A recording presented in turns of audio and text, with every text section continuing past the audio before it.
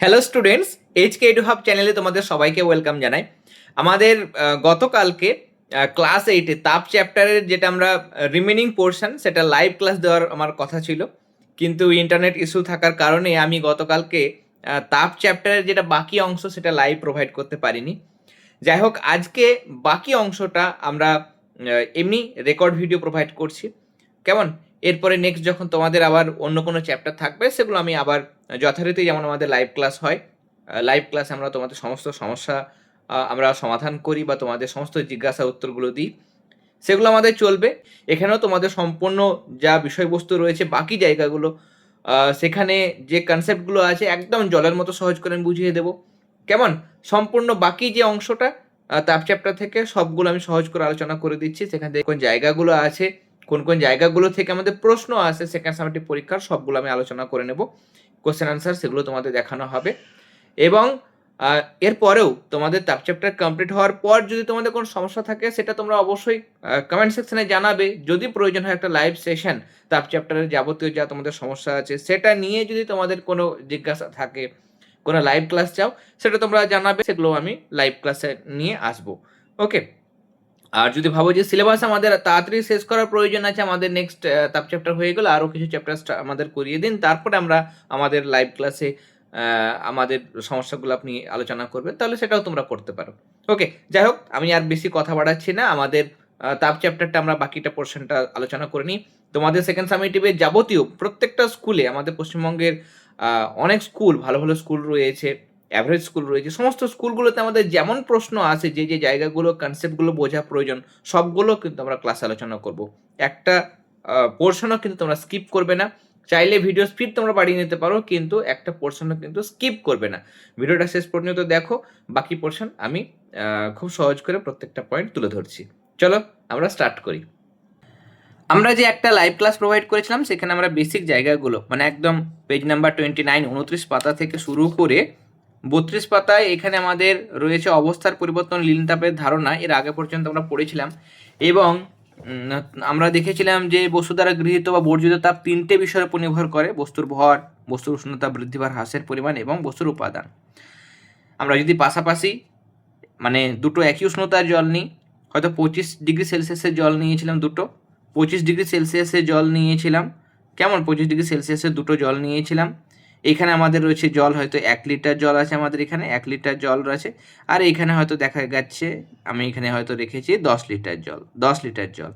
দুটোকে আমি 25 থেকে 50 ডিগ্রি সেলসিয়াস করব, 50 ডিগ্রি সেলসিয়াস করব। তখন দেখেছিলাম যে 1 লিটার জলে যা তাপ লাগবে 10 লিটার জলটাকে 25 থেকে 50 করতে তার 10 গুণ তাপ লাগবে। তাহলে বস্তুর ভরের ওপর নির্ভর করে কতটা ওই বস্তু মানে তাপ গ্রহণ করবে, তাই না? তাহলে গৃহীত তাপ, ঘুরিয়ে বললে যখন উষ্ণতা কমাবো তখন বর্জিত তাপের বিষয়টা আসবে। তাহলে বস্তুর ভরের উপর নির্ভর করে, তাই না? যত বেশি ভর নেব আমরা তত বেশি কিন্তু তাকে তাপ দিতে হবে, কেমন, একই উষ্ণতা বাড়ানোর জন্য। আর দেখেছিলাম বস্তু উষ্ণতা বৃদ্ধি বা হ্রাসের পরিমাণ, যদি আমরা দুটো 30 ডিগ্রির জল নিলাম, একটাকে 50 করবো, একটাকে 90 করবো, তাহলে এখানে 20 বাড়িয়ে 50 করছি, এখানে 60 বাড়িয়ে 90 করছি। যেখানে যত বেশি উষ্ণতা বাড়াবো সেখানে গৃহীত তাপ বেশি তাকে দিতে হবে, তাই না? তাহলে গৃহীত তাপ, বস্তু দ্বারা গৃহীত তাপ বস্তুর উষ্ণতা বৃদ্ধির উপর নির্ভর করে। আর যদি বর্জিত তাপের কথা বলি তাহলে উষ্ণতার হ্রাসের পরিমাণ কতটা কমছে তার উপর নির্ভর করে। আর বস্তুর উপাদান, যেটাকে আমরা কে দিয়ে ডিনোট করছিলাম, কে দিয়ে ডিনোট করছিলাম, বা এস দিয়েও বলতে পারি, স্পেসিফিক হিট, সেটার উপর নির্ভর করে। তাহলে বস্তুর ভর, উষ্ণতা বৃদ্ধির পরিমাণ আর বস্তুর উপাদানের উপর বস্তু দ্বারা গৃহীত তাপ নির্ভর করে। নিয়ে সেখান থেকে আমরা সম্পর্ক বার করেছিলাম, এইচ সমান হচ্ছে এমএসটি, এইচ হচ্ছে হিট, তাহলে গৃহীত তাপ বা বর্জিত তাপ সেটা নির্ভর করবে এম বস্তুর ভর বা মাস, এস হচ্ছে স্পেসিফিক হিট আপেক্ষিক তাপ, টি হচ্ছে উষ্ণতা বৃদ্ধি বা হ্রাসের পরিমাণ। এখান থেকে আমরা নানা রকম সমীকরণ করেছিলাম, এবং এস এর মান যখন বের করছিলাম তখন বলেছিলাম এম আর টি এখানে গুণ আছে, বাঁ দিকে আসলে ভাগ হয়ে যাবে, মানে এইচ এর নিচে চলে আসবে। তাহলে এস সমান এইচ বাই এম টি। তার মানে এস হচ্ছে, এইচ মানে হচ্ছে তাপ গ্রহণ, এটা কিন্তু অবলিক মানে বাই কিন্তু না, এটা হচ্ছে বা, নিচে নেই, এটা বা, অথবা অথবা বা তাপ গ্রহণ বা বর্জনের পরিমাণ, এম মানে হচ্ছে বস্তুর ভর, আর টি মানে উষ্ণতা বৃদ্ধি বা হ্রাসের পরিমাণ। এটা আমরা সমীকরণ করেছিলাম। এস মানে এইচ এর বদলে আমরা কিউ লিখতে পারি বাই এম টি, এটা করেছিলাম। কেমন, আমরা ডিটেলসে এই জিনিসগুলো একদম ভেঙে ভেঙে বুঝিয়ে দিয়েছিলাম। সিজিএস একক পড়েছিলাম আমরা তাপের ক্যালোরি, এসআই একক হচ্ছে জুল। এবং আমরা যখন এককের সংজ্ঞা দিয়েছিলাম তখন এখান থেকেই কিন্তু আমরা সংজ্ঞাগুলো করতে পেরেছিলাম। এখানে সিজিএস পদ্ধতিতে যখন আমরা দেখেছিলাম যে ভরের একক হচ্ছে গ্রাম, তাহলে 1 গ্রাম লিখলাম, উষ্ণতার একক হচ্ছে 1 ডিগ্রি সেলসিয়াস, নিয়ে আমরা ক্যালোরির সংজ্ঞা দিয়েছিলাম যে 1 গ্রাম বিশুদ্ধ জলের উষ্ণতা যখন 1 ডিগ্রি সেলসিয়াস বাড়ানো হয় তখন যে তাপ লাগে সেটাকে বলা হয় 1 ক্যালোরি। আর এসআই এককে ভরের একক 1 কেজি, আর উষ্ণতার একক হচ্ছে কেলভিন, নিয়ে বলেছিলাম 1 কেজি বিশুদ্ধ জলের উষ্ণতা 1 কেলভিন বাড়াতে যে তাপ লাগে সেটাকে 1 জুল বলে। আর এই সমীকরণে আমরা কি করেছিলাম, এখানে দেখো এস মানে কিউ বাই এমটি কোনাকুনি গুণ হয়ে গেল, তাই না? কোনাকুনি গুণ হয়ে গেলে এস বা আমি কে লিখতে পারি, এস অথবা কে। তাহলে কে বাই কিউ বাই এমটি, এটা গুণ হয়ে গেলে কিউ মানে হচ্ছে কে এমটি, সব এক, এটা 1 বসাচ্ছি, এটা 1 বসাচ্ছি, এটা 1 বসাচ্ছি। তাহলে 1 ক্যালোরি ধরলাম, এটা 1 গ্রাম ধরলাম, এটা 1 ডিগ্রি সেলসিয়াস, তাহলে সবই যদি 1 হয় তাহলে এখানে 1 পড়েছে, কে ইন্টু 1 ইন্টু 1 মানে কে, কে সমান 1 হয়ে গেল। যে সংজ্ঞা দিয়েছিলাম যে এখানে 1 গ্রাম মানে একক ভর, তাহলে একক ভরের কোনো পদার্থের উষ্ণতা 1 একক বাড়াতে বা 1 ডিগ্রি সেলসিয়াস বাড়াতে যে পরিমাণ তাপের প্রয়োজন হয় তাকে তার আপেক্ষিক তাপ বলে। এবং এখানেও আমরা আপেক্ষিক তাপের যখন একক কিভাবে বের করবে সেটাও কিন্তু শিখিয়ে দিয়েছিলাম, যে আপেক্ষিক তাপ এস বা কে মানে কিউ বাই এমটি, যেটা আমরা এখানে পেয়েছি আগে। তাহলে কিউ কিউ বসাও, কিউ মানে তাপের একক ক্যালোরি সিজিএসে, বাই দেবো যেহেতু নিচে রয়েছে, তাহলে নিচে এম মানে ভর, একক হচ্ছে গ্রাম, উষ্ণতার একক ডিগ্রি সেলসিয়াস, তাহলে ক্যালোরি পার গ্রাম ডিগ্রি সেলসিয়াস। এটাও এরকমভাবে লিখতে পারি আমরা, বা ক্যালোরি গ্রাম ইনভার্স ডিগ্রি সেলসিয়াস ইনভার্স, এটাও লেখা যায়। এসআই যখন দেবো তখন উষ্ণতার একক জুল, তার জন্য জুল হয়ে যাবে, নিচে ভরের একক হচ্ছে কেজি, উষ্ণতার একক কেলভিন। কেমন? তাহলে উপরে হলো তাপের একক, কিউ মানে হচ্ছে তাপের একক, তাহলে তাপের একক জুল, নিচে হচ্ছে ভরের একক কেজি আর উষ্ণতার একক কেলভিন, তাহলে জুল পার কেজি কেলভিন, বা এটা কিরকমভাবে লিখতে পারো, জুল কেজি ইনভার্স আর কেলভিন ইনভার্স, তাহলে এরকমভাবেও কিন্তু আমরা লিখতে পারি। তাহলে সিজিএস আর এসআই একক আমরা শিখেছিলাম। ওকে, এবং এখানে আমরা কতটা তাপ গ্রহণ করবে বর্জন করবে এই জিনিসগুলো আমরা বেসিক অনেক কিছু গাণিতিক জায়গা সেগুলো কিন্তু আলোচনা করেছিলাম। এখানে আমরা কিছু গাণিতিক জিনিস আলোচনা করেছিলাম। তাহলে চলো এবার আমরা আজকের থেকে শুরু করব লিন তাপের কনসেপ্ট। লিন তাপের থেকে তোমরা পাশে অবশ্যই বইটা খুলে রাখবে, আমি এই জায়গাটা তোমাদের করাচ্ছি। কেমন? এই দেখো এইখানটা অবস্থার পরিবর্তন লিন তাপের ধারণা, এটা আমি তোমাদের করাচ্ছি এখন। তোমরা অবশ্যই পাশে বইটা খুলে রাখবে। ধরো আমি একটা বিকার নিয়েছি, একটা বিকার আমার হয়তো এখানে নিয়েছি, আমি বিকার নিয়েছি, এখানে আমাদের কি রয়েছে, বরফ রয়েছে। কেমন? এখানে আমাদের হয়তো বরফ রয়েছে, এখানে আমাদের হয়তো বরফ রয়েছে, আমি জাস্ট তোমাদের বোঝানোর জন্য এটা করলাম। এবার আমি স্ট্যান্ড ক্ল্যাম্প এসব কিছু আঁকছি না, জাস্ট সিম্পলভাবে তোমাদের দেখাচ্ছি যে এখানে আমি হয়তো উত্তপ্ত করছি, বরফটাকে গলাবো। তাহলে বরফের উষ্ণতা তোমরা জানো 0 ডিগ্রি সেলসিয়াস। দেখা গেল কিছুক্ষণ পরে আমাদের হয়তো বরফটা গললো এবং কিছুটা গললো, এদিকে হয়তো বরফটা আছে, এখানে হয়তো বরফটা আছে, এখানে হয়তো বরফটা আছে, কেমন? এখানেও বরফটা আছে এবং কিছুটা জল হয়েছে, তখনও উষ্ণতা 0 ডিগ্রি সেলসিয়াস। এরপরে যখন আমরা আরও তাপ দেব, যখন আরও তাপ দেব হয়তো সম্পূর্ণটা যতক্ষণ না পুরো বরফটা যতক্ষণ না গলে জল হচ্ছে ততক্ষণ কিন্তু উষ্ণতা কোনো পরিবর্তন হয় না, 0 ডিগ্রি সেলসিয়াসই থাকে। তাহলে গলন চলা পর্যন্ত যতক্ষণ না সম্পূর্ণ বরফটা কি হবে, কঠিন থেকে তরলে পরিণত হবে। কঠিন মানে এখানে আমার রয়েছে বরফ, এবং থেকে তরল মানে এখানে জল হয়ে যাচ্ছে। যতক্ষণ এটা চলবে ততক্ষণ কিন্তু উষ্ণতা কোনো পরিবর্তন হবে না। আমি এখানে তাপ দিচ্ছি কিন্তু উষ্ণতা বাড়ছে না, কি হচ্ছে, শুধু অবস্থার পরিবর্তন হচ্ছে।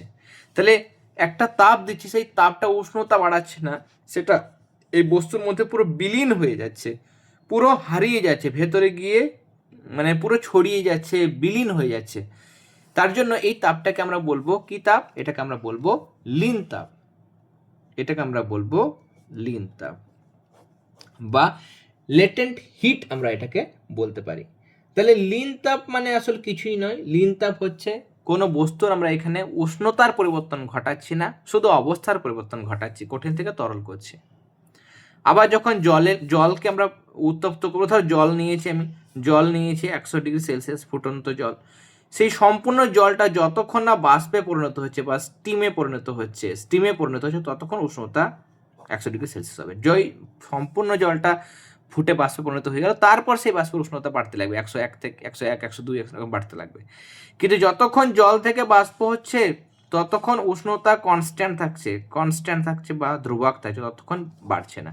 এখানে যতক্ষণ বরফ থেকে জল হচ্ছে, সম্পূর্ণ বরফটা যতক্ষণ না বরফ থেকে জল হচ্ছে ততক্ষণ উষ্ণতা শূন্যই থাকছে, ততক্ষণ বাড়ছে না। তাপ দিচ্ছি কিন্তু শূন্যই আছে। যেই সব বরফ গলে জল হয়ে গেল, এরপর আমরা উষ্ণতা দিলে এবার 1, 2, 3 করে বাড়তে লাগবে, কিন্তু এতক্ষণ উষ্ণতা কিন্তু বাড়েনি।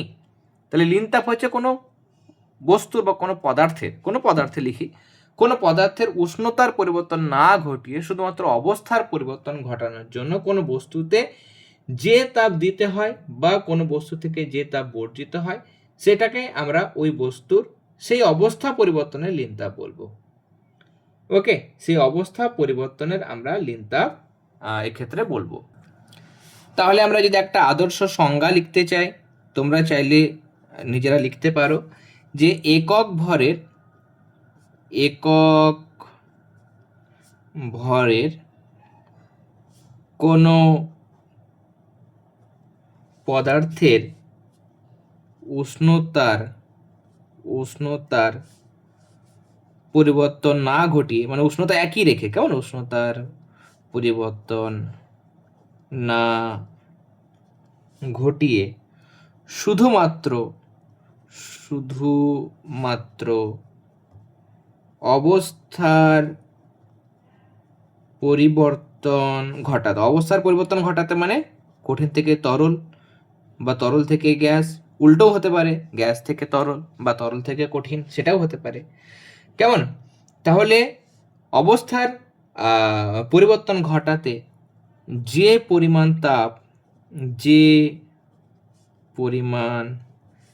তাপ কি করতে হবে, যদি আমরা কঠিন থেকে তরল বা তরল থেকে গ্যাস করি তাহলে তাপ দিতে হবে, আর উল্টো পথে গ্যাস থেকে তরল, তরল থেকে কঠিন, তাহলে তাপ বর্জন করতে হবে বা অপসারণ করতে হবে।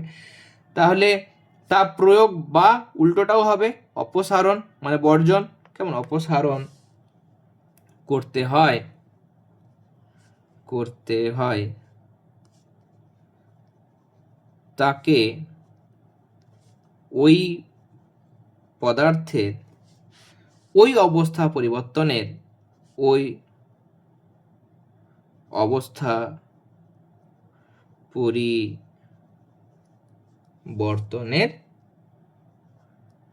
লিনতাপ বলে।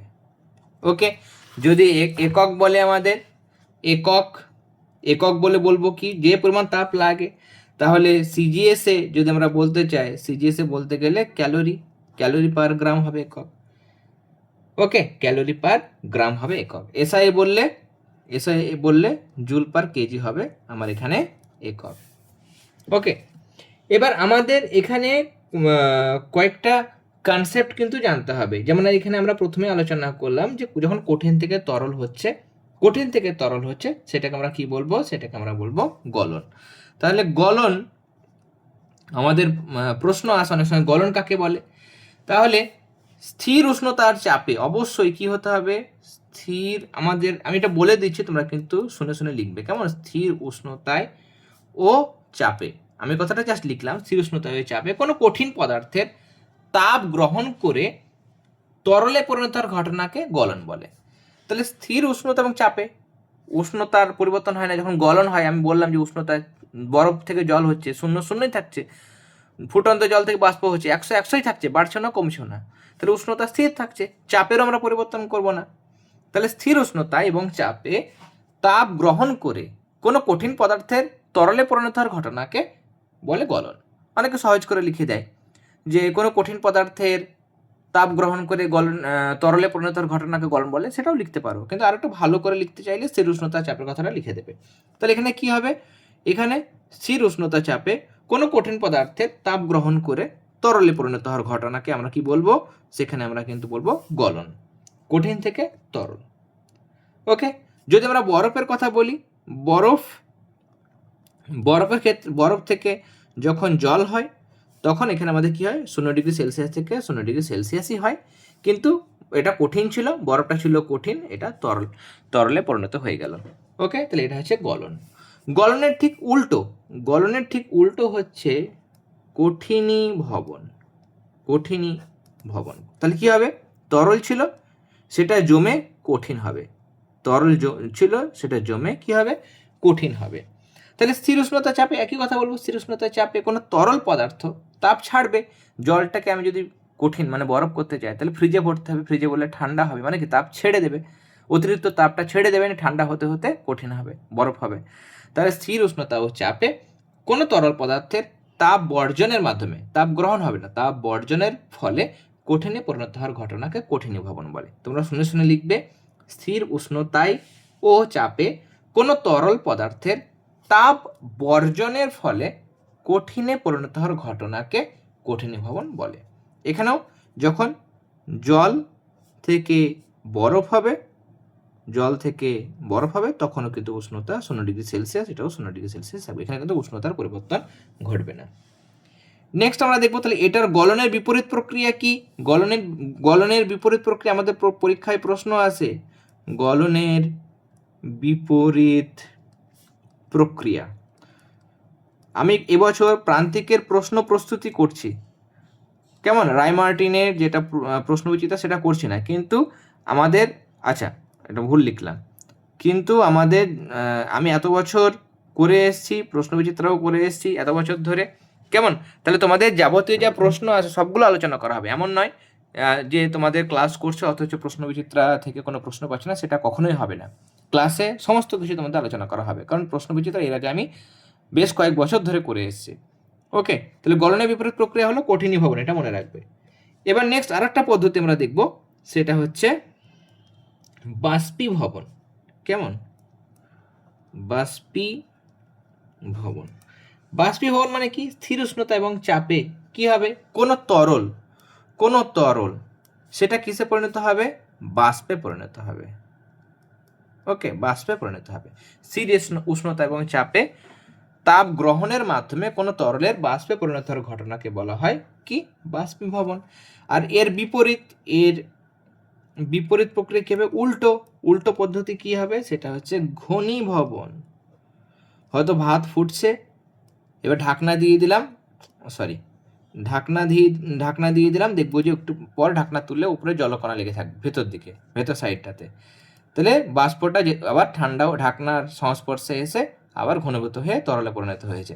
তাহলে সেখানে কি হবে? বাষ্প থেকে তরল হবে। এখানেও কিন্তু উষ্ণতা একই থাকবে। ওকে, যেমন জলের ক্ষেত্রে আমরা যদি বলি, হয়তো আমি এখানে কি নিয়েছিলাম, এখানে হয়তো আমি প্রথমে বাষ্পীভবনের ক্ষেত্রেই বলছি, আমি হয়তো বিশুদ্ধ জল নিয়েছিলাম, কেমন? বিশুদ্ধ জল, এবং সেটা অবশ্যই ফুটন্ত জল নিয়েছিলাম, নিয়ে সেটা আমরা বাষ্পে নিয়ে যাব। কিসে নিয়ে যাব? হয়তো বাষ্পে নিয়ে যাব। তো এখানে আমাদের 100°C ছিল, এখানেও কিন্তু 100°C থাকবে। ওকে, এখানেও তো 100 থাকবে, কেমন? এরপরে আমরা এখানে কিছু কিছু পদার্থ পাবো, সেটা আমাদের অনেক সময় প্রশ্ন আসে। এই জিনিসটা তোমাদের বলে দিই, ক্লাস 8-এ আমাদের এই প্রশ্নটা আসে, এই বিষয়টা, সেটা হচ্ছে ঊর্ধ্বপাতন। কেমন? এটা আমাদের অনেক সময় প্রশ্ন আসে। ঊর্ধ্বপাতন কি? ঊর্ধ্বপাতন কেমন? কিছু কিছু জিনিস আছে, কিছু কিছু আমাদের পদার্থ আছে, আমরা কি জানি নর্মালি কি হয়?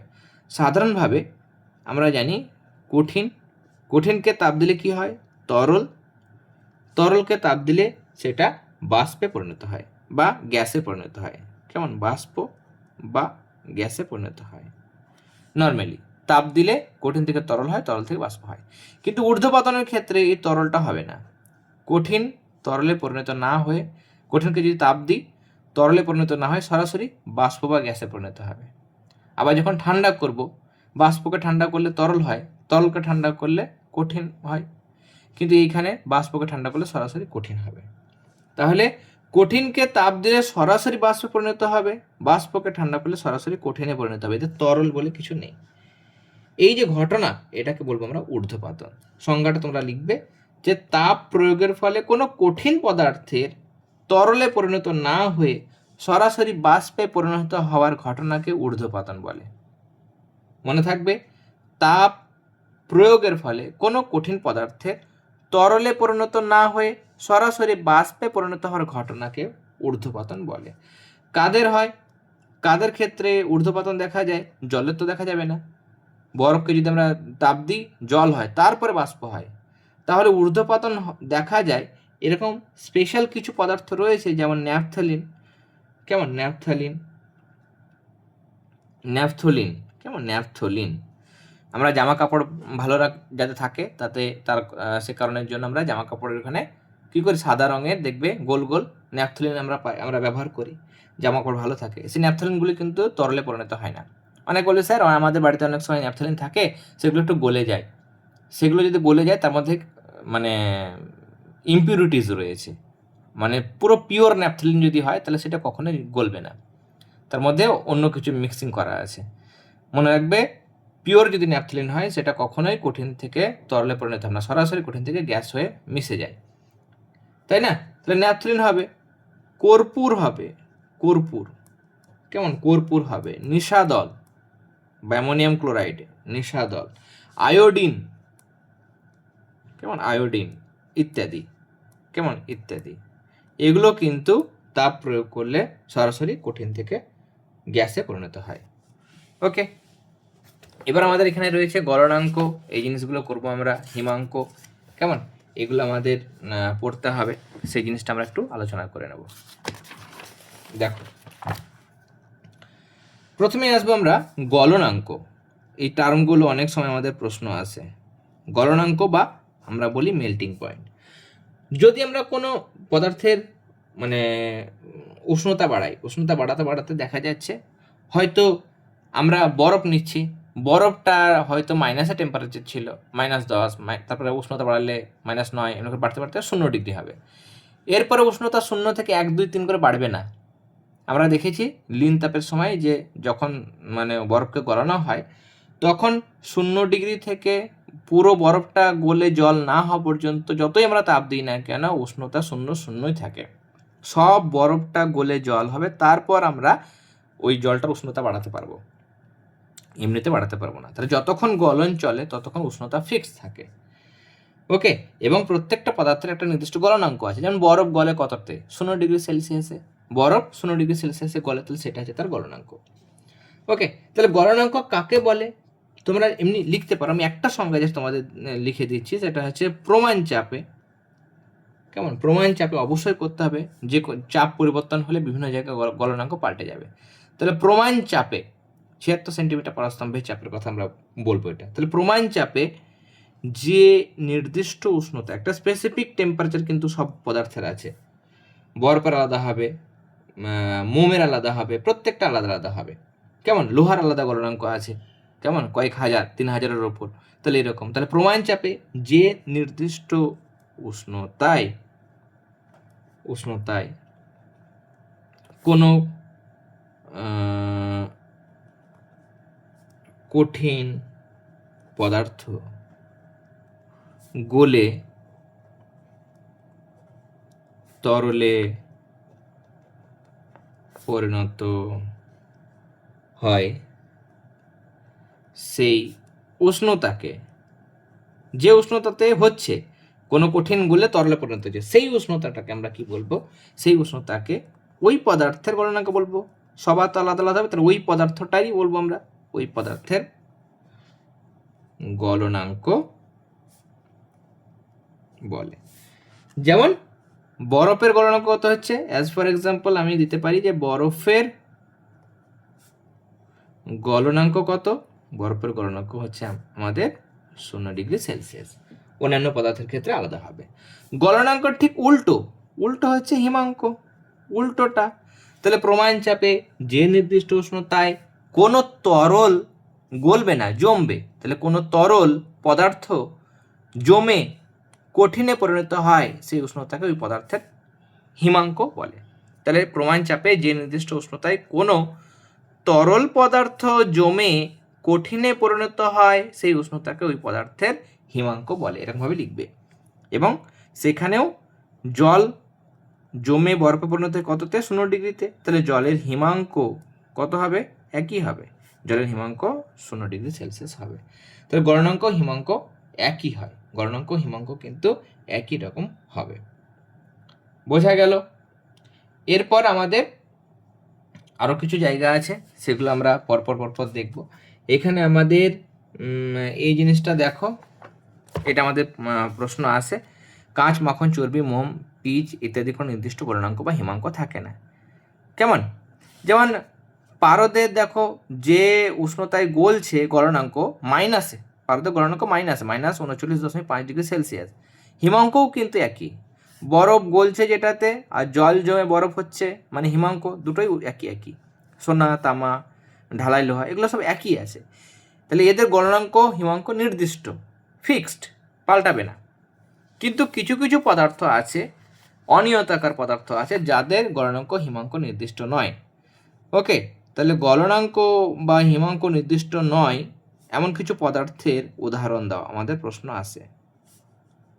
হিমাঙ্ক নির্দিষ্ট নয়, ওকে, এমন একটি পদার্থ উদাহরণ দাও যার গলনাঙ্ক বা হিমাঙ্ক নির্দিষ্ট নয়। তখন তোমরা কাঁচ লিখতে পারবে, যে উষ্ণতায় গলবে। সব কাঁচ সেই উষ্ণতাতে নাও বলতে পারে, কিন্তু পৃথিবীর যে কোনো জায়গায় তুমি বরফ নাও তা 0°তে গলবে। যে কোনো জায়গায় তুমি জল নাও সেটা জমে বরফে হবে 0°C। কিন্তু কাঁচ, বিভিন্ন কাঁচে বিভিন্ন রকম হবে, তাই না? মাখন যে উষ্ণতায় গলবে, গলনাঙ্ক আর হিমাঙ্ক একই হওয়া উচিত, কিন্তু একই নাও হতে পারে, এক একটা মাখনের একরকম হবে। চর্বি, কেমন? চর্বি, মোম, পিচ, রাস্তায় যে পিচটা দেওয়া হয়, এগুলোর কিন্তু নির্দিষ্ট কোনো গলনাঙ্ক বা হিমাঙ্ক নেই। ওকে, কেমন? তাহলে এটা কিন্তু তোমাদের মনে রাখতে হবে। এবার এখানে দেখো, এখানে একটা জিনিস দিয়েছে যে এই জিনিসটা মনে রাখো, নির্দিষ্ট ভরের কোনো পদার্থের অবস্থা পরিবর্তনের সময় আয়তন কমলে পদার্থের ঘনত্ব বাড়ে, ফলে কঠিন ভবনের পর তার ঘনত্ব সাধারণত বাড়ে। মানে যদি অবস্থা পরিবর্তন হচ্ছে, আয়তন কমে, আয়তন কমা মানে কি? ঘনত্ব বাড়বে। ঘনত্ব মানে কি? ঘনত্ব মানে কি? ঘনত্ব মানে ভর বাই আয়তন, ভর বাই আয়তন। ধরো ভর ছিল কোনো জিনিসের 100 গ্রাম, আয়তন ছিল হয়তো 50 সিসি, নিয়ে তখন ঘনত্ব কত হলো? 2, একক বলছি না আমি, ওকে, 2 ছিল। পরে হয়তো দেখা যাচ্ছে যে ভর 100ই আছে, ভর তো আর পাল্টাবে না, কিন্তু এটা কমে আমার হয়েছে হয়তো 25, আয়তনটা কমেছে, তাহলে ঘনত্ব বাড়ছে। তাহলে আয়তন যদি কমে, নিচেরটা যদি কমে, তাহলে ঘনত্ব কে বাড়বে? সেটাই বলছে, আয়তন কমলে পদার্থের ঘনত্ব বাড়ে, ফলে কঠিনী ভবনের পর ঘনত্ব সাধারণত বাড়ে। যখন কঠিন হবে জিনিসটা, তখন সেটা ঘনত্ব সাধারণত বাড়ে। ওকে, এখানে মোম নিয়েছে, দেখো দুটি টেস্ট টিউবে, একটাতে মোম, অন্যটাতে বরফের টুকরো নেওয়া হলো। একটাতে মোম নিয়েছে, একটাতে বরফের টুকরো নিয়েছে। দুটো টেস্ট টিউবকে গরম করে মোম ও বরফকে গলানো হলো। এবার যে টেস্ট টিউবে গলানো মোম আছে তাতে একটা ছোট মোমের টুকরো ফেলে দাও। গলানো মোমের টুকরো ফেলে দিয়েছে। দেখা যাচ্ছে যে আর যে টেস্ট টিউবে জল আছে তাতে একটা বরফের টুকরো ফেলে দাও। দেখা যাবে কি, এটা তো গলানো মোমের মধ্যে যখন এক টুকরো মোম ফেলে দিচ্ছে, সেটা কিন্তু তরলের মধ্যে ডুবে যাচ্ছে। যদিও গরম তরল মোমের সংস্পর্শে কঠিন মোমের টুকরোগুলো খুব তাড়াতাড়ি গলে যাবে, কিন্তু 2 নম্বর চিত্রে দেখা যাচ্ছে যে বরফটা কিন্তু উপরে ভাসছে। যেহেতু জলের থেকে বরফের আয়তন বেশি, তাহলে জলের থেকে বরফের আয়তন বেশি মানে জলের থেকে বরফের ঘনত্ব কম। কেমন? তাহলে জলের চেয়ে বরফের ঘনত্ব কম না বেশি? বরফের ঘনত্ব কম। যার ঘনত্ব কম সেটা ভাসবে। তাহলে জলের চেয়ে বরফের ঘনত্ব কম, তাই জন্য বরফটা ভাসছে। জলের চেয়ে বরফের কি বললাম? আয়তনটা বেশি। জলের চেয়ে বরফের আয়তন বেশি, তাহলে আয়তন বেশি মানে ঘনত্ব কম, তাই জন্য উপরে ভাসছে। আর এখানে যে তরলটা মানে মোমটা গলে আছে, সেখানে থেকে শুকনো যেটা কঠিন মোম, তার আয়তনটা কম।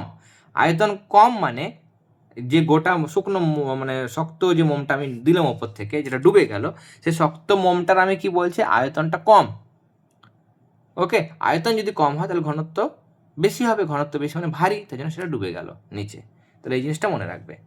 ওকে, তাহলে এখানে আমরা কি দেখছি, এখানে জলের চেয়ে বরফের ঘনত্ব কম, তাহলে জল থেকে যখন বরফ হয়, জল থেকে যখন বরফ হবে, জল থেকে বরফ হবে তখন কি হবে, আয়তন বাড়ে, আয়তন কি হবে, বাড়ে, আর ঘনত্ব কমে। আর উল্টো আচ্ছা, আর উল্টো বরফ থেকে যখন জল হবে, বরফ থেকে যখন জল হবে তখন কি হবে, আয়তন কমবে, আয়তন কমে, আয়তন কমে। এই জিনিসগুলো কিন্তু মনে রাখবে, কেমন? এই কয়েকটা জিনিস মানে খুঁটিনাটি কয়েকটা জায়গা আছে, সেই জায়গাগুলো তোমরা কিন্তু মনে রাখবে। ওকে, তারপরে এই পাতাটা বার করো, এই পাতাতে কিছু জায়গা রয়েছে, সেই জিনিসটা আমি তোমাদের এখানে বুঝিয়ে দিচ্ছি, কেমন? দেখো, এমনিতে আমরা দেখলাম যে মানে এখানে আমাদের প্রশ্ন আসে যে জল জমে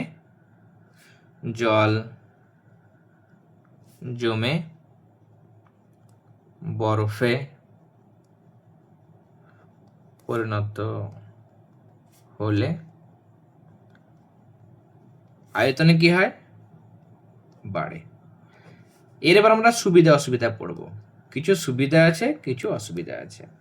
সুবিধা হচ্ছে যে এখানে জল জমে বরফ হচ্ছে, আয়তন বাড়ছে, আয়তন বাড়ছে মানে সেখানে কি হবে, ঘনত্বটা কমবে, ঘনত্ব কমবে মানে সেই বরফটা কিন্তু জলের উপরে ভাসবে।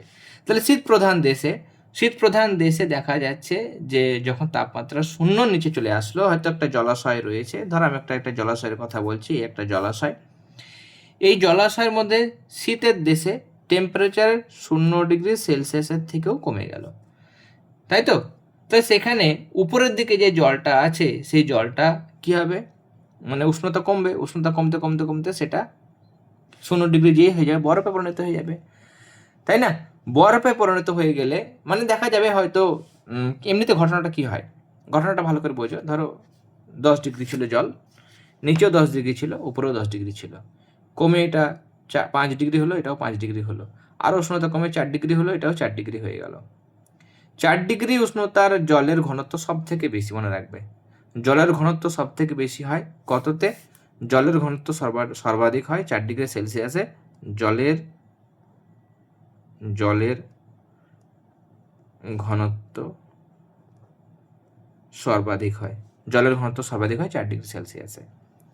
তাহলে এটাও 4 ডিগ্রি সেলসিয়াস, এখানেও 4 ডিগ্রি সেলসিয়াসের জল। কিন্তু উপরের জলটা এবার আরও কি হবে, আরও ঠান্ডা হবে, এবার আরও মানে আরও তাপ বর্জন করবে, 3 ডিগ্রি হবে, 2 ডিগ্রি হবে, কিন্তু 3 আর 2 ডিগ্রির আবার ঘনত্বটা কি হবে, জলের ঘনত্ব কমে যাবে। ঘনত্ব সব থেকে বেশি হচ্ছে জলে 4 ডিগ্রিতে, ঘনত্ব বেশি মানে ভারী, সে নিচেই থাকবে। উপরটা যখন 4 ডিগ্রি থেকে কমে আরও 3 হলো, 2 হলো, এই ঘনত্ব কিছুটা কমে যাবে। ওকে, 4 ডিগ্রি সব থেকে বেশি ঘনত্ব, এবার মানে কি হলো, ধরো 10 ডিগ্রি সেলসিয়াস ছিল, সেখানে কমতে কমতে 9 ডিগ্রি সেলসিয়াস হলো, কমতে কমতে 4 ডিগ্রি সেলসিয়াস হলো, ঘনত্ব সব থেকে বেশি, ঘনত্ব বেশি মানে ভারী, নিচের দিকে চলে গেল। এরপর উষ্ণতা যখন আমাদের দেখা গেল 3 ডিগ্রি সেলসিয়াস, ওকে, 2 ডিগ্রি সেলসিয়াস, এরকম যখন হচ্ছে 3 ডিগ্রি সেলসিয়াস, 2 ডিগ্রি সেলসিয়াস, তখন ঘনত্ব কিন্তু আবার মানে কমছে, ঘনত্ব কমছে মানে হালকা, তাই জন্য উপরকার জলটা উপরে থাকবে। এমনি করে যে 0 ডিগ্রি যখন সেলসিয়াস হয়ে যাবে তখন উপরকার জলটা কি যাবে, পুরো বরফ হয়ে যাবে। এগুলো সব বরফ হয়ে গেল, এগুলো সব বরফ হয়ে গেল, উপরকারগুলো সব বরফ হয়ে গেল। কিন্তু নিচের জলটা উপরে উঠতে পারছে না, যেহেতু ভারী, 4 ডিগ্রি সেলসিয়াসের জল যেহেতু ঘনত্ব বেশি, তো যেন ভারী, সেটা কখনোই নিচ থেকে উপরে যেতে পারবে না। তাহলে নিচেকার জলটা 4 ডিগ্রি সেলসিয়াসে জলই থাকবে, জল থাকবে, সেটা কখনো বরফ পরিণত হবে না, শুধু উপরটা বরফ হবে, নিচেরটা জল থাকবে। তাহলে নিচে যদি জল থাকে, তাহলে এখানে যে জলাশয়ে যে প্রাণীগুলো আছে, জলচর প্রাণী যেমন মাছ হতে পারে, তারা নিশ্চিন্তে কিন্তু নিচে সাঁতার কাটতে পারে। জলচর প্রাণী বললাম, যেমন আমরা বললাম মাছ বা অন্যান্য কুমির টুমির, এগুলো সহজে কিন্তু চলাচল করতে পারবে। তাহলে এটা হচ্ছে একটা জল জমে যখন বরফে পরিণত হয়ে আয়তনে বাড়ছে, তার একটা সুবিধা। বোঝা গেল? এই সুবিধাটা আমাদের দেওয়া হয়েছে বইয়ের মধ্যে। এবার আমরা দেখব কি অসুবিধা, জল জমে বরফে পরিণত হচ্ছে তার কিছু অসুবিধা পড়ব আমরা। অসুবিধা কি? শীত প্রধান দেশে যদি মানে দেখা যায় মোটরে যে রেডিয়েটর থাকে, মোটরের রেডিয়েটর, ওকে, দেখবে জল ঢালা হয় এখানে, তাই না? রেডিয়েটার, সেখানে যে জলটা থাকবে সেটা জমে বরফ হয়ে যাবে। তাহলে একটা মানে পাইপ রেডিয়েটার আছে, তার মধ্যে যখন জলটা মানে বরফও হয়ে গেল, আয়তনে বাড়বে, তাহলে রেডিয়েটারের মধ্যে প্রচণ্ড চাপ সৃষ্টি হবে। প্রচণ্ড চাপের মধ্যে কিন্তু ওই রেডিয়েটারটা কী হবে, ফেটে যাবে। তাহলে রেডিয়েটারটা ওখানে কী হচ্ছে, জল থাকে, সেই জলটা আয়তনে মানে বরফ হয়ে গেলে আয়তন বাড়বে, আয়তন বেড়ে গেলে জায়গাটা তো বড় লাগবে, সেই জায়গাটা পাবে না, তখন রেডিয়েটারের মধ্যে প্রচণ্ড চাপ সৃষ্টি হবে, তার জন্য সেটা কী হবে, ফেটে যাবে। ওকে, ফেটে যাবে, তো এটা একটা সমস্যা। ওকে, আবার আর একটা যেটা হয় সেটা হচ্ছে যে জলের পাইপ লাইন আছে, কেমন, এটা একটা সমস্যা। আর যেগুলো জল সরবরাহের লাইন মানে জলের পাইপ যেটা, কেমন, জলের পাইপ, সেখানেও জলটা কী হবে, বরফে পরিণত হয়ে যাবে। বরফে যদি পরিণত হয়ে যায় তাহলে সেই পাইপগুলোতে বরফ ঢুকে আছে, মানে আয়তন বেড়ে গেছে, তাহলে সেই পাইপগুলো কিন্তু ফেটে যাবে। তাহলে এই সমস্ত সমস্যাগুলো কিন্তু দেখতে পাওয়া যায়। ওকে, তাহলে এই প্রশ্নগুলো কিন্তু আমাদেরকে করতে হবে। কেমন, জল জমে বরফে পরিণত হলে আয়তন বাড়ির সুবিধা অসুবিধাগুলি লেখো। তাহলে এখানে আমাদের দেওয়া হয়েছে, এটা আমাদের প্রথমটা অসুবিধা দিয়েছে, এটাও অসুবিধা দিয়েছে, আর নিচেটা সুবিধা, যেটা আমি প্রথম বললাম সুবিধাটা নিচে দিয়েছে। এখানে বলেছে যে পাহাড়ের মানে পাথরের মাঝেও কিন্তু অনেক সময় জল জমে যায়, সেই জলটা যখন বরফে পরিণত হয় তখন আয়তনে বাড়ে, তখন পাথরও কিন্তু অনেক সময় ফেটে যায়, এই কারণে পাহাড়ে মাঝে মাঝে ধস নামে, এটাও একটা অসুবিধা। ওকে,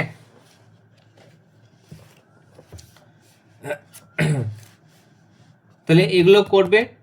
আর এখানে আমরা দেখলাম যে যখন তাহলে এখানে আমরা একটা শিখলাম যে কঠিন থেকে যখন তরলে পরিণত হবে কিছু কিছু পদার্থ, যদি আয়তন বাড়ে কঠিন থেকে তরলে হলে, কঠিন মানে কোনো তরল কঠিনে পরিণত হলে আয়তনে বেড়ে যায়। তাহলে এখানে আমাদের তরলে পরিণত হচ্ছে, তখন আয়তন কী হবে, কমে। আমি ঘুরিয়ে লিখি, কারণ আমাদের এখানে কঠিন হওয়াটা প্রশ্ন, তাই না? বরফ হচ্ছে মানে কঠিন হচ্ছে, তাহলে উল্টো করে লিখবো আমরা, এই লাইনটা লিখবে। ওকে, ওপরটা লেখা দরকার নেই, তরল থেকে কঠিন হচ্ছে, তাহলে আয়তন কী হচ্ছে, আয়তন বাড়ে। আয়তন বাড়ে মানে কি, বা ঘনত্ব কমে, ঘনত্ব কমে। এরকম পদার্থ আমরা কি দেখলাম, বরফ দেখলাম। বরফ ছাড়া আর কি উদাহরণ হবে, বরফ তো হলো, আর হচ্ছে ঢালাই লোহা। কেমন, ঢালাই লোহা উদাহরণ হবে। পিতল হবে, পিতলও কিন্তু একটা উদাহরণ। ওকে, আমাদের একটা প্রশ্ন আছে যে পিতলের মানে মূর্তি যেগুলো তৈরি করা হয়, সেখানে পিতলটা কেন ব্যবহার করা হয়, পিতলের ব্যবহার করলে সেখানে সুবিধা কি? কেমন, সেখানে সুবিধা হচ্ছে যে পিতল তরল থেকে যখন কঠিনে পরিণত হবে তখন আয়তনে বাড়বে। তাহলে কোনো একটা মূর্তি তৈরি করা হলো, বা কোনো একটা মানে জিনিস তৈরি করা হলো, হয়তো কোনো একটা শোপিস তৈরি করা হলো, সেখানে দেখা যাচ্ছে যে পিতলটাকে গলিয়ে ওই ছাঁচে ফেলে যদি আমরা কোনো মূর্তি তৈরি করি বা কোনো একটা আমরা শোপিস তৈরি করি, তাহলে মানে গলানো পিতলটাকে আমরা ছাঁচে ফেলে দিয়েছি, এরপর যখন সেটা ঠান্ডা হবে তখন একদম সেটে বসে যাবে ওই এর মধ্যে, ছাঁচের মধ্যে বসে যাবে, তাই না? নিয়ে ডিজাইনটা কিন্তু একদম সুন্দর আসবে, ভালো আসবে। ওকে, এই কারণেই কি করা হয়, পিতল যে তরল থেকে কঠিনে পরিণত হচ্ছে তা সেই সময় মানে আয়তনে যে বাড়ছে, এই বৈশিষ্ট্যকে কাজে লাগিয়ে পিতলের কি করা হয়, মূর্তি তৈরি করা হয়। কোন বৈশিষ্ট্য, যে পিতল তরল থেকে কঠিনে পরিণত হলে আয়তনে বাড়ে। এতে সুবিধা কি হয় দেখলাম আমরা, যে গলিত যে পিতল সেটা ছাঁচে ফেলে দিলে যখন সেটা গলিত পিতলটা জমে কঠিন হয় তখন আয়তনে বেড়ে যায়, ফলে ছাঁচটাকে সম্পূর্ণভাবে এঁটে ধরে এবং অবিকল ছাঁচের মতো সুন্দর মূর্তি কিন্তু পাওয়া যায়। এই জিনিসটা লিখবে। ওকে, আর এখানে আমাদের আর কিছু কিছু জায়গা রয়েছে, সেই জায়গাগুলো আমি করে দেবো আজকে। ওকে,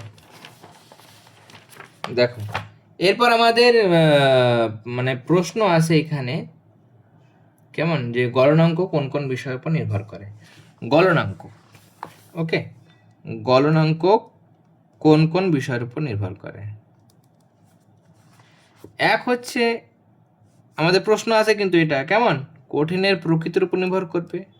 কঠিনের প্রকৃতি, সব কঠিন তো একই রকম নয়, তাহলে সবার গলনাঙ্ক একই রকম হবে না, কঠিনের প্রকৃতির উপর নির্ভর করবে। 2 নম্বর, কঠিনে অন্য পদার্থের উপস্থিতি, অন্য জিনিস যদি মিশে থাকে তাহলে গলনাঙ্ক কমে যেতে পারে, তাহলে অন্য পদার্থের উপস্থিতি। ওকে, নেক্সট হতে পারে চাপ। চাপেরও কিন্তু চাপ দেখা যায় যে অনেক সময় চাপ বাড়ালে গলনাঙ্ক কমে যায়, কারো কারো ক্ষেত্রে বেড়ে যায়। ওকে, তাহলে এরকম কিন্তু মানে চাপের ওপর কিন্তু নির্ভর করে। কেমন, ধরো আমরা দেখছি মানে এক্ষেত্রে যে বরফ দেখলাম আমরা, বরফ, ঢালাই লোহা দেখলাম, সরি ঢালাই লোহা, এরা কি হচ্ছে, এরা তরল থেকে কঠিন হচ্ছে তখন আয়তনে বাড়ছে, তরল থেকে কঠিন, তরল থেকে কঠিনে আয়তনে বাড়ছে, কিন্তু আমি এখানে যেটা দিচ্ছি গলনের কথা বলছি, কঠিন থেকে তরলের কথা বলছি আমি, কঠিন থেকে তরল। আমি কি বলছিলাম, বরফ গলবে, তাহলে বরফ গলবে মানে কঠিন থেকে তরল হবে। তো এমনিতে জল থেকে বরফ হলে আয়তনে বাড়ে, জল থেকে বরফ মানে তরল থেকে কঠিন হলে আয়তনে বাড়ে, তাহলে ঘুরিয়ে বললে বরফ গলে যখন জল হবে তখন কি হবে, আয়তন কমবে। মানে আমাদের 100 সিসি 100 ডিগ্রি লিখছে, বা 100 সিসি জল নিয়েছিলাম আমি, 100 সিসি কি নিয়েছিলাম, জল, সেটা যখন বরফ হলো তখন দেখা গেল হয়তো যে 120 সিসি হয়ে গেল আয়তন, তাহলে আয়তন বাড়লো, তরল থেকে কঠিন হলে আয়তন বাড়ছে। কিন্তু আমরা এখানে যদি গলনের কথা বলি, গলন মানে কি, কঠিন থেকে তরল হওয়া, কঠিন থেকে তরল হওয়াকে আমরা কি বলি, গলন বলি। তাহলে এখানে গলনে কি হয়েছে, গলনে এইদিকে আসলে কি হচ্ছে, আয়তন কমে, আয়তন কমে, বরফ থেকে জল হলে আয়তন কি হবে, আয়তন কমে।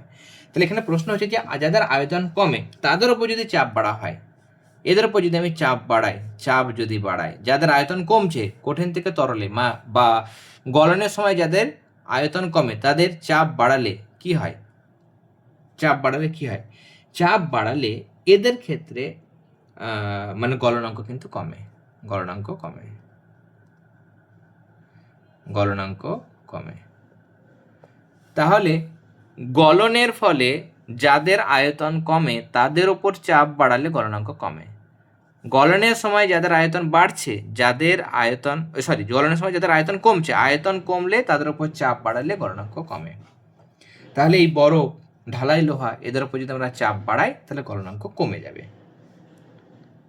ওকে, চাপ বাড়ালে গলনাঙ্ক কমে যাবে।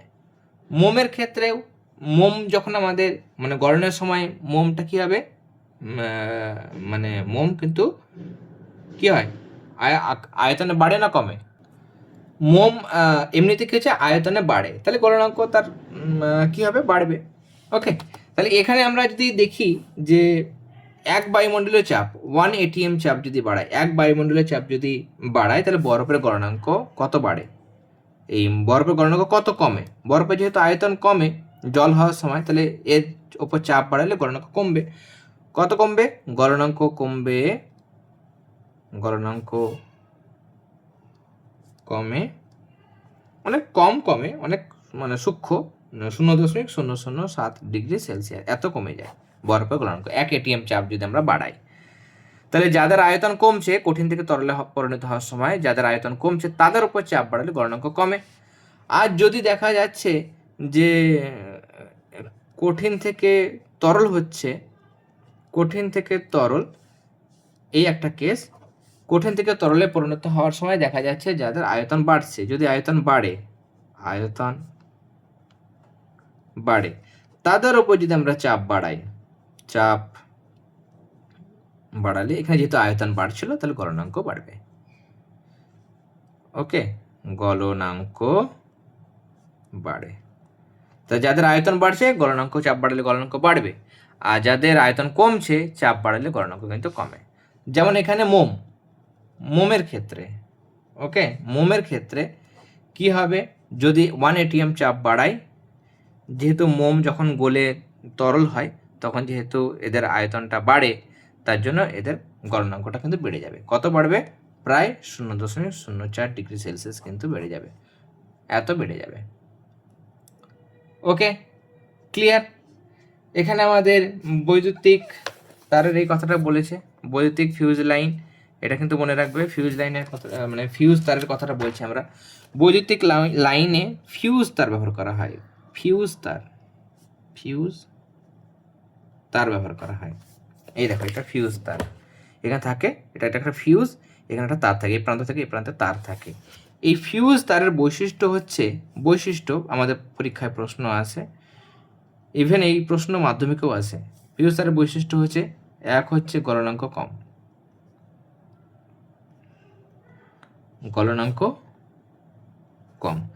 দুই হচ্ছে উচ্চ রোধাঙ্ক। এটা আমাদের এখন মানে এটা করতে পারো, কেমন? উচ্চ রোধাঙ্ক, রোধটা বেশি হয়, গলনাঙ্কটা কম হয়। ওকে, তাহলে গলনাঙ্ক কম এবং উচ্চ রোধাঙ্ক। এমনিতে ফিউজ তার কেন ব্যবহার করা হয়, ফিউজ তার কেন লাগায়? ধরো হঠাৎ বাড়িতে কোনো কারণে যদি বেশি কারেন্ট চলে আসে, তাহলে সে কারণের জন্য যাতে করে বাড়ির যন্ত্রপাতি যেগুলো আছে সেগুলো যাতে নষ্ট না হয়, সে কারণে ফিউজ তার ব্যবহার করা হয়। তাহলে কী কাজ করবে? হঠাৎ বেশি কারেন্ট চলে আসলো, যদি ফিউজ তারটা না থাকতো, যদি ফিউজ সরাসরি কারেন্ট যদি বাড়িতে চলে আসতো, তাহলে বাড়িতে ধরো ফোন চার্জে দেওয়া হয়েছে, হঠাৎ বেশি কারেন্ট চলে এসে ফোনটা ব্লাস্ট হয়ে গেল, বা এসি চলছে সেটা হয়তো নষ্ট হয়ে গেল, বা টিভি চলছে সেটা নষ্ট হয়ে গেল, ফ্যানগুলো নষ্ট হয়ে গেল, এরকম ঘটনা ঘটতো, সব পুড়ে যেত। ওকে, কিন্তু সেটা হয় না, ফিউজ তার থাকার ফলে সেটা হয় না। হঠাৎ যদি শর্ট সার্কিট হয়, বা আমরা কি বললাম, শর্ট সার্কিট যদি হয়, বা বেশি কারেন্ট যদি চলে আসে কোনো কারণে, তাহলে এই ফিউজ তার এর গলনাঙ্ক যদি কম, মানে কম উষ্ণতাতে গলে যাবে, বেশি উষ্ণতা যাওয়ার দরকার নেই, কেমন? আর রোধাঙ্ক খুব বেশি, খুব তাপ উৎপন্ন হবে এবং তাপে গলে যাবে। তাহলে যেই হঠাৎ বেশি কারেন্ট আসলো, তখন এর মধ্যে দিয়ে যাওয়ার সময় তারটা গলে যাবে, যেহেতু গলনাঙ্ক কম, যে তাপ উৎপন্ন হবে তাতেই গলে যাবে। যে গলে লাইন কেটে গেল, তাহলে বাড়িতে কারেন্ট আসতে পারলোই না, ভেতরে মিটার বক্স থেকে ভেতরে লাইন আসতে পারলো না, ফলে বাড়ির যন্ত্রপাতিগুলো কিন্তু সুরক্ষা পেল। এরপর আর একটা তার লাগিয়ে ফিউজ তার বেঁধে দেওয়া হলো, তাহলে ভালো হয়ে গেল। ওকে, তাহলে এটা মনে রাখবে। এবং এখানে কি থাকে এর মধ্যে, কিন্তু মানে সংকর ধাতু থাকে, সিসা প্লাস টিন, সিসা এবং টিনের সংকর ধাতু, এই সংকর ধাতুটা ব্যবহার করা হয়। কেমন? সংকর ধাতু ব্যবহার করা হয়, এটা মনে রাখবে। কেমন? ফিউজ তারের ক্ষেত্রে সিসা এবং টিন, এই দুটো মিক্সচারটা ব্যবহার করা হয়। ওকে, আর পদার্থের গলনাঙ্ক কি কি বিষয়ের উপর নির্ভর করে? কঠিনের প্রকৃতি, এটা আমরা বলে দিয়েছি, তিনটে বিষয়ের উপর নির্ভর করে। হিম মিশ্রটা দেখে নাও, আমাদের পরীক্ষায় প্রশ্ন আছে, হিম মিশ্র কি? হিম মিশ্র হচ্ছে যে, এমনিতে হিম মিশ্র মানে যেসব মিশ্রণের সাহায্যে মূল যে পদার্থগুলোকে মিশিয়ে আমি মিশ্রণটা তৈরি করছি, দুটো বা তিনটে পদার্থ মিলে মিশ্রণ তৈরি করছি, তো তাদের যা মানে উষ্ণতা, তার থেকে কম উষ্ণতা তৈরি করা যায়। তাহলে যে মিশ্রণের সাহায্যে মূল উপাদান পদার্থগুলোর চেয়ে বা মূল উপাদান পদার্থের গলনাঙ্কের চেয়ে কম উষ্ণতা সৃষ্টি করা যায়, তাকে হিম মিশ্রণ বলে। এমনিতে বরফের সঙ্গে যদি আমরা নুন বা সাধারণ লবণ মেশাই, বরফ মেশাবো আমরা 3 ভাগ, আর নুন মেশাবো আমরা 1 ভাগ।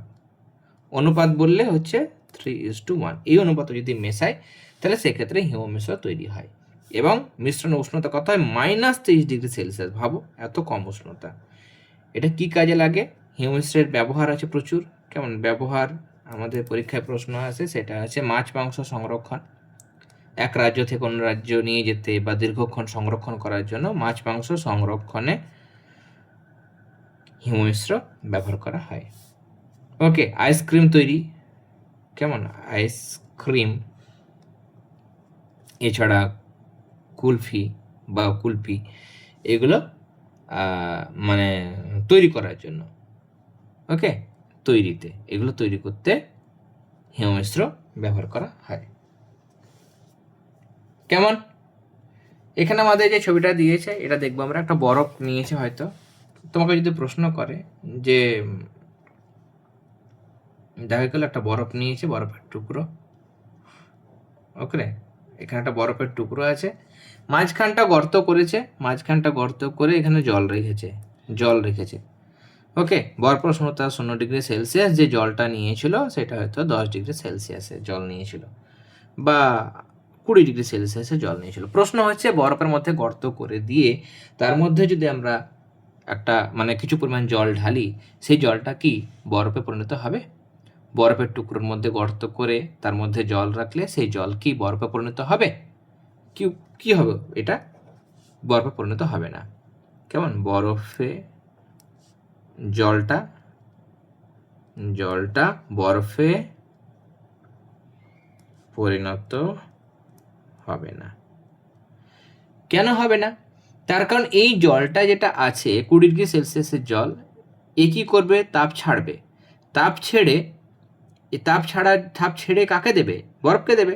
ফলে আর কিছুটা বরফ গলবে এবং এই জলটা তাপ ছেড়ে 20 থেকে 10 হবে, 10 থেকে 5 হবে, এমনি করে আরও কিছুটা বরফ গলবে, আশেপাশে বরফটাকে গলিয়ে দেবে, আর একটু বেশি বরফ হয়তো গলে গেল, আর একটু বেশি জল হয়ে গেল, নিয়ে এই জলটা কমতে কমতে উষ্ণতা কমতে কমতে কোথায় এসে পৌঁছাবে? 0°C এসে পৌঁছাবে। যেই 0°C এসে পৌঁছলো, এবার খেয়াল করো এই যে জলটা থাকবে সেটাও 0°, এবং এখানে যে আমার বরফটার কথা বলছে সেই বরফটাও 0°C। তাহলে যে জলটা আছে, যে জলটা উষ্ণতা কমে কমে কত ডিগ্রি হলো? 0°C হলো। আর যে বরফের মধ্যে গর্ত করে আমরা রেখেছিলাম সেই বরফটাও 0°C। এতক্ষণ এটা 20° ছিল, এটা 0° ছিল, তার জন্য এটা তাপ ছাড়ছিল নিয়ে, আর এই তাপ নিচ্ছিল নিয়ে উষ্ণতা কমতে কমতে 0° হলো। কিন্তু এবার দুটোরই উষ্ণতা, জল যে মাঝখানে আছে আর যেটা বরফ, দুটোরই উষ্ণতা 0°C। তাহলে এবার আর জল বরফকে তাপ দিতে পারবে না, বা জলটা তাপ ছাড়তে পারবে না, বা বরফে পরিণত হতে পারবে না। বরফে পরিণত হতে গেলে কি করতে হবে? জলকে 0°তেই যদি বরফে পরিণত করতে হয়, তাহলে 1 গ্রাম জলকে -80 ক্যালোরি করে তাপ ছাড়তে হবে। 80 ক্যালোরি পার গ্রাম করে তাপ ছাড়বে, তবেই জলটা বরফে পরিণত হবে, তাই না? তাপ নিষ্কাশন করতে হবে। কিন্তু এই জলটা 1 গ্রাম জল, ধর 10 গ্রাম জল আছে, 1 গ্রাম জল হলে 80 ক্যালোরি তাপ ছাড়বে, তবে বরফে হবে। দুটোরই 0° হতে পারে, কিন্তু বরফের যেমন গলনের লিনতাপ আছে, সেটা হিমাঙ্কেরও লিনতাপ আছে। তাহলে জলটা যখন বরফে পরিণত হবে, তখন 80 ক্যালোরি করে তাপ ছাড়তে হবে, তবে বরফে পরিণত হবে। তাহলে 10 গ্রাম থাকলে 80কে 10 দিয়ে গুণ করবো, 800 ক্যালোরি তাপ ছাড়তে হবে, তবে সেটা বরফে পরিণত হবে। কিন্তু জলটা বরফকে তাপ দিতে পারবে না, বা জলটা তাপ ছাড়তে পারবে না, যেহেতু দুটোর উষ্ণতা এখন 0°C হয়ে গেছে। তাহলে জলটা তাপ ছাড়তে পারবে না, লিন তাপ ছাড়তে পারবে না, মানে বরফে পরিণত হতে পারবে না, সেটা 0°, থাকবে। তাহলে আমরা লিখবো উত্তরে যে একটি বরফের টুকরো নিয়ে তার মধ্যে একটা গর্ত করে তাতে সাধারণ উষ্ণতার বা ধরি 20°C উষ্ণতার জল রাখলে সেই জলটা কখনোই কিন্তু বরফে পরিণত হয় না। কারণ 0° উষ্ণতায় 1 গ্রাম জলকে বরফে পরিণত হতে গেলে 80 ক্যালোরি করে তাপ নিষ্কাশন করতে হয়। এখানে জলের উষ্ণতা কমে যখন 0°C হবে, তখন জলে ছেড়ে দেওয়া তাপ গ্রহণ করে কিছুটা বরফ গলে জল হবে। কিছুক্ষণ পরে জল এবং বরফের উষ্ণতা উভয়ই 0°C হবে, তখন তাপের আদান প্রদান বন্ধ হয়ে যাবে। জল লিনতাপ বর্জন করতে পারবে না বলেই সেই জল কখনোই বরফে পরিণত হতে পারবে না। বোঝা গেল? তাহলে এই জিনিসটা করবে, ওকে। এরপর দেখো বাষ্পীভবন, স্ফুটন, এই জায়গাগুলো আছে। ক্লাসটা অনেকটা বড় হয়ে যাচ্ছে, আমি এটা করাচ্ছি না। বাষ্পীভবন, স্ফুটন, এই জায়গাগুলো যেগুলো রয়েছে, পরিবহন পরিচালন, সেটা না হয় নেক্সট ক্লাস আলোচনা করব, ওকে। ক্লাসগুলো যারা দেখছো অবশ্যই ক্লাসটাতে লাইক দেবে, যারা প্রথমবার চ্যানেলে এসেছো অবশ্যই চ্যানেলটি কিন্তু সাবস্ক্রাইব করে নিও, এবং বন্ধুদের সাথেও কিন্তু ক্লাসগুলো শেয়ার করে নিও, ওকে। তাহলে আজকে ক্লাস আমরা এখানেই শেষ করলাম। তোমরা সবাই খুব খুব খুব ভালো থেকো। সবাইকে অল দ্য ভেরি বেস্ট।